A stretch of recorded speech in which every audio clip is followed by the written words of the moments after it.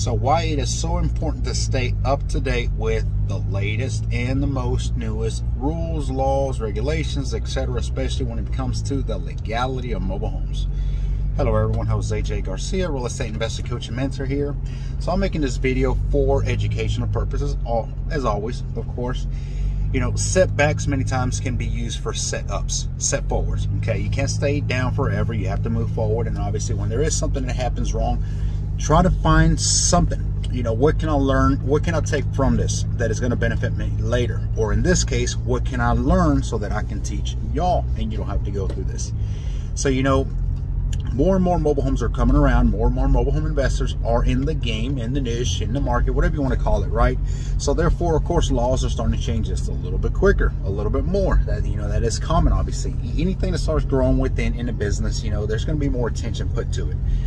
What I'm referring to in this case is the rent-to-owns that we offer. You know, we don't want to do as many rentals, or, you know, we're giving the people the opportunity to buy something. You know, one day they will own it. And when we're talking about one day, we may mean 2 to 5 years, give or take.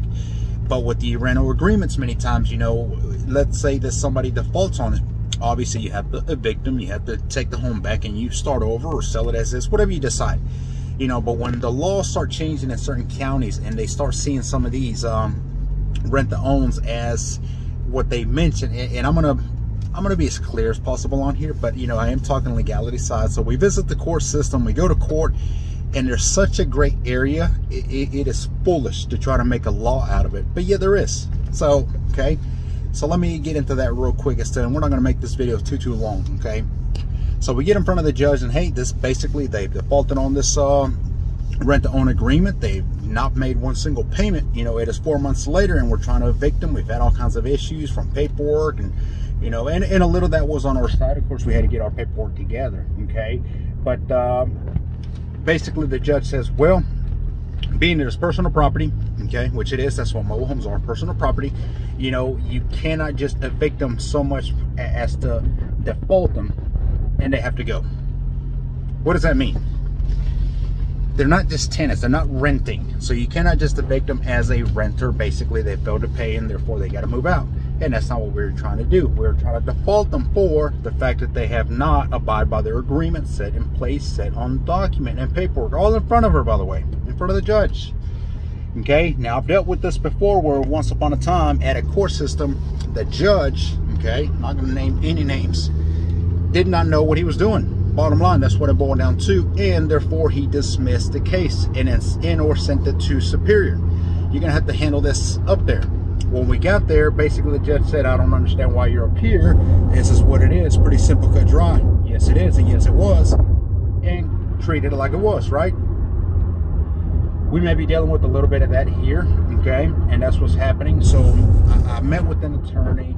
We went in. We're gonna have to do an actual foreclosure, which makes no sense whatsoever because the mobile home is not in their name yet. The title is still in our possession. It's still in our LLC name, okay? All they're doing is making payments on it so that later on, once they fulfill the agreement, then much like a vehicle being financed to anybody, then you receive the title, right? That's the process. But again, with these rules and laws changing, there's this gray area, and they're trying to, really what I'm seeing the judge doing is just trying to almost just merge it somewhere wherever it makes best sense. There should not be any need for a foreclosure because the title was never transferred into their name. Now, had the title been transferred into the buyer's name before they actually bought it, we could have put a lien on the title, okay, and then got it back that way. That's a whole different process, which we'll leave for another video. I don't like doing that. I don't like releasing the title until it is paid for. Simple as that. Once you make me the last payment of the agreement, the contract that is set in place, you will then only receive the title within X amount of time. If you don't, then we default on it and we start over, like I said, or we do something else. Maybe we sell it outright as is. That's irrelevant. But again, now with the court system taking in place and saying you got to foreclose on who? Myself, because that's whose name is on the agreement. All we're doing is defaulting an agreement set in place that they failed to fulfill, or really do anything about it for that meaning. I mean, never made a payment.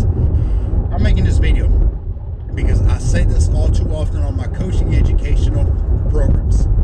You have to have your paperwork in order. I've seen it too many times when I see other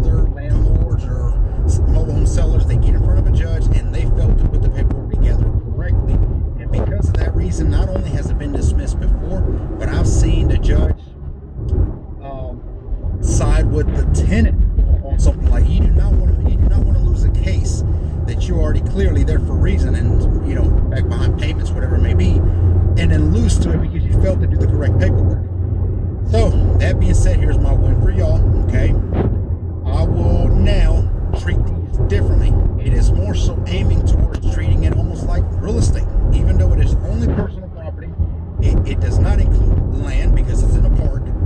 And when we do the agreements, you know, how we word it is going to be very differently on there. We're going to treat it more like a lease, almost like a rental with an option 2 per se. And I'm going to make more coaching calls on this for sure. But you know, don't be found in a situation where you're uncertain of your paperwork. If it means visiting with an attorney, and we pay very graciously to our attorney so that they can write up the paperwork accordingly. But if it means them drafting a piece of paperwork for you for rental, rent to own, for an option 2, it doesn't matter. Okay, they'll obviously need details and to know what they're writing for. It is worth it because it is an agreement or agreements that you're going to go on and be able to use over and over. But again, every first of the year, it is your responsibility to visit with these counties, wherever it is you're doing business in, and seeing what has changed. And they should have a landlord book. They should have a yearly book that they, you know, publish out there where it has any rule regulations have changed, something is not according to, you know, etc., etc. Your attorney, him or herself, can tell you that as well.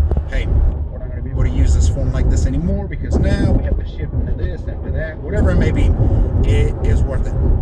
Our issue, our setback is going on 5 months at this time. 5 months. I am clear, transparent, as you can see. I don't just talk about my wins, I'll talk about my losses. But I learn more from my losses because that's what makes me better tomorrow. That's what you got to learn. All these gurus, all these kings and queens out there are talking about their flashy bling bling, but nobody talks about their losses. I assure you, if you've done more than a few deals, you've incurred a loss somewhere in there. You just don't want to talk about it. I love talking about it. That's how I learn. Learn from your mistakes. Don't do it again and go on to be a bigger, better person, right? I will keep you updated on this here. We are set at this time to go back to court on 30 days. I will give you the outcome because we're not just going after the property this time.